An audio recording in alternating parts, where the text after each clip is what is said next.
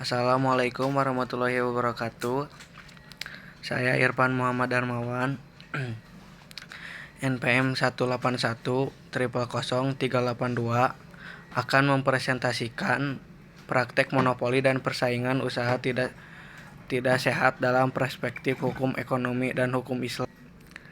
Latar belakang: Profesor Organsky berpendapat bahwa bangsa-bangsa modern sekarang ini menjalani tiga tahap pembangunan: politik implikasi, politik industrialisasi, dan politik kesejahteraan sosial. Terhadap tahap pertama, masalah utama adalah perjuangan untuk modernisasi politik dan ekonomi. Pada tahap ini, fungsi utama pemerintah adalah mendorong terjadinya akumulasi modal. Sedangkan pada tahap ketiga, pekerjaan pemerintah adalah melindungi masyarakat dari penderitaan yang timbul sebagai akibat dari kehidupan industrialisasi. Berbeda dengan negara-negara modern lainnya di dunia ini, seperti Inggris, Amerika, dan Jepang, Indonesia tampaknya ingin mencapai tiga tahap tersebut dalam waktu bersamaan.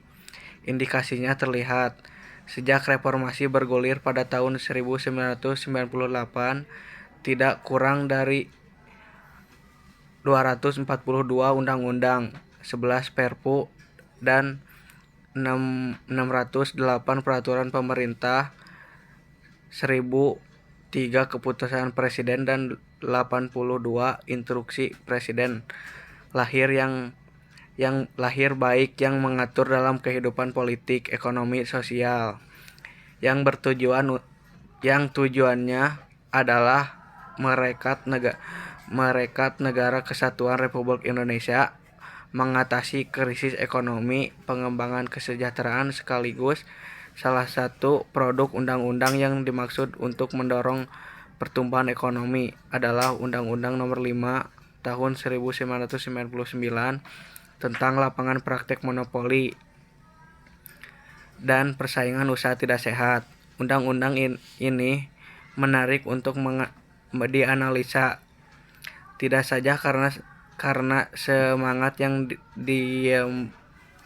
diembannya sungguh jauh berbeda dengan semangat pembangunan ekonomi yang dianut oleh Orde Baru. Namun lebih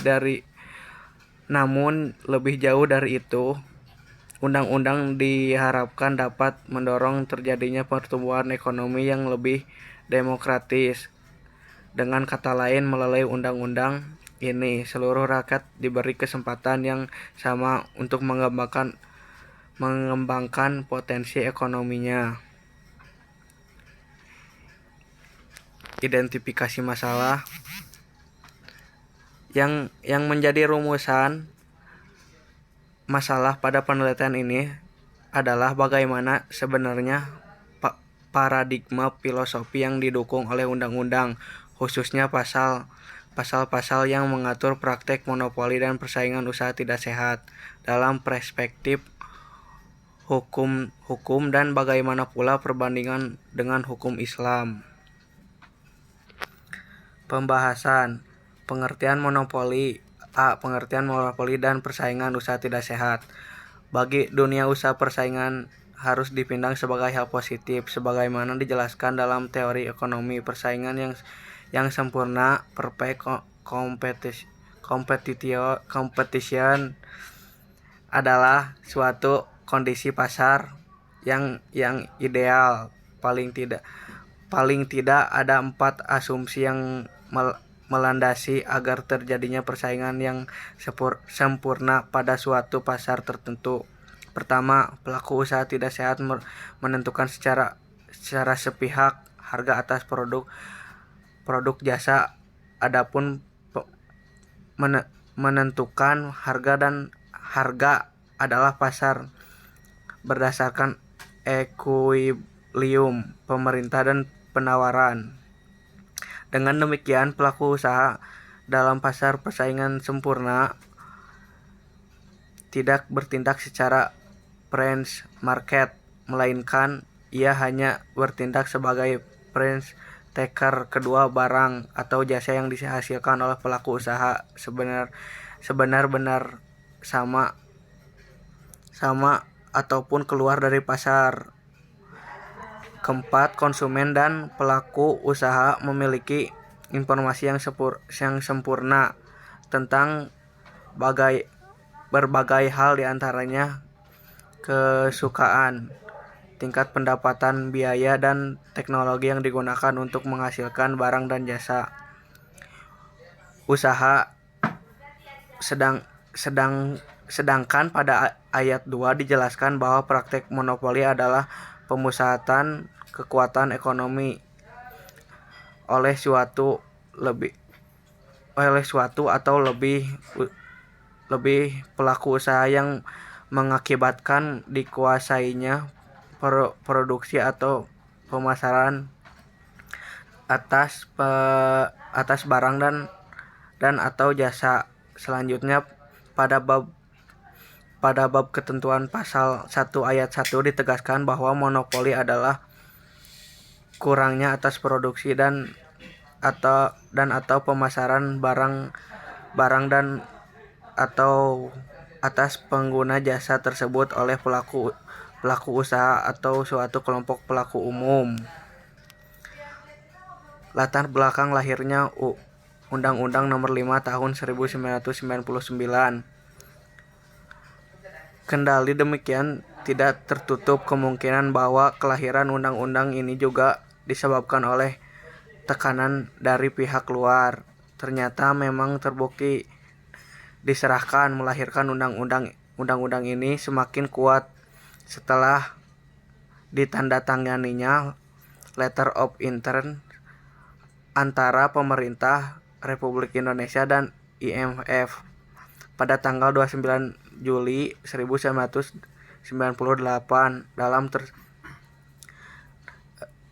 Dalam LOI tersebut ditentukan bahwa pemerintah akan menyampaikan RUU anti monopoli kepada DPR untuk mendapat pembahasan selambat-lambatnya pada bulan Desember 1998. C. Substansi Undang-Undang Nomor 5 Tahun 1999. Terlepas dari penyebutan yang bervariasi secara umum, tujuan utama pokok persaingan adalah agar persaingan antara pelaku usaha tetap hidup. 2. Agar persaingan yang dilakukan antara pelaku usaha dilakukan secara sehat. 3. Agar konsumen tidak dieksploitasi oleh pelaku usaha. D. Contoh kasus. Contoh kasus yang paling konkret adalah monopoli yang dilakukan kelompok Salim dalam perdagangan mie instan, yakni dengan cara memberikan macam-macam merek pada mie instan agar tidak terlalu terlihat telah melakukan praktek monopoli. Bahkan kelompok Salim berambisi untuk menguasai semua perusahaan yang memproduksi mie instan dengan cara mengambil alih satu persatuan perusahaan mie instan lainnya dan melalui perusahaan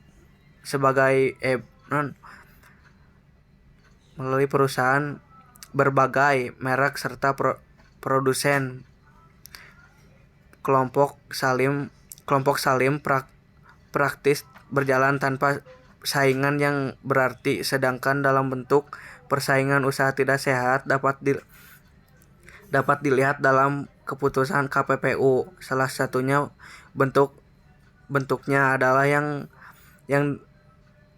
disebut dengan persengkongkolan dalam tender, bagaimana terdapat di dalam keputusan KPPU nomor 07 KPPU 2001 tentang pengadaan sapi bakalan kereman impor. Dalam perkara berawal dari lelang yang dilakukan oleh Dinas Peternakan Provinsi Jawa Timur dalam proses penyelidikannya. Terbukti adanya persekongkolan antara Koperasi Pribumi Indonesia (KOPI) dengan Kepala Dinas Peternakan Jawa Timur sehingga lelang dimenangi oleh KOPI meskipun tidak memenuhi persyaratan RKS, rencana kerja dan syarat-syarat. Penyelenggara KPPU memutuskan bahwa KOPI melanggar ketentuan pasal 22 Undang-Undang Nomor 5 1999, yaitu pelaku usaha dilarang bersekongkol dengan pelaku lain untuk mengatur dan menentukan pemenang tender sehingga dapat mengakibatkan terjadinya persaingan usaha tidak sehat. Sekian presentasi dari saya. Mohon maaf bila ada kata yang kurang mengenan. Terima kasih. Wassalamualaikum warahmatullahi wabarakatuh.